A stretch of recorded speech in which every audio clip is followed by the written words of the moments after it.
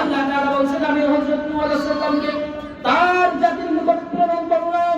তিনি তার কওমের কাছে এসে বললেন, আমার জাতির লোকেরা এক আল্লাহর উপাসনা করো, এক আল্লাহর গোলামি করো, এক আল্লাহর ইত্তেবা করো, অনুসরণ করো।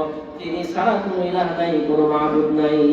সব নবীদেরকে আল্লাহ তাআলা নির্ধারিত নির্দিষ্ট একটি ভূখণ্ডের জন্য নবী হিসেবে পাঠিয়েছেন। কথা বুঝতে পেরেছেন? এরা আপনার কথা বুঝেছেন কিনা ভাই? আল্লাহ তাআলা সকল নবীদেরকে একটা ভূখণ্ড এলাকার জন্য, এই মনে করেন লালপুরের জন্য একজন নবী, এরপর ঈশ্বরদীর জন্য আরেকজন নবী, নাটোরের জন্য আরেকজন নবী, মানে এরকম না, এর থেকে বড় বড় এরিয়া ছিল তাদের।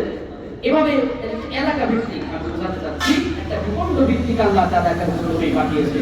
কিন্তু কেবলমাত্র শুধুমাত্র রাহমাতাল লিল আলামিন নবী, আমাদের নবী বিশ্ব নবী মুহাম্মদ রাসূলুল্লাহ সাল্লাল্লাহু আলাইহি সাল্লামকে আল্লাহ রাব্বুল আলামিন শুধু সৌদি আরবের জন্য পাঠান নাই, শুধু মক্কার মদিনার জন্য নবী হিসেবে পাঠান নাই, শুধু মধ্যপ্রাচ্যের নবী হিসেবে পাঠান নাই।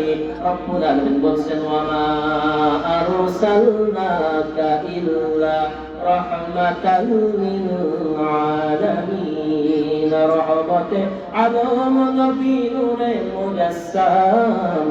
বলেন না, রহমতে আলম নবী নূরে মুজাসসাম, সাহাবীরা আতর বাগাই ওই নবীজির নাম। বিল্লাহি তাকবীর, সুবহানাল্লাহ। আর চিৎকার করে সুবহানাল্লাহ।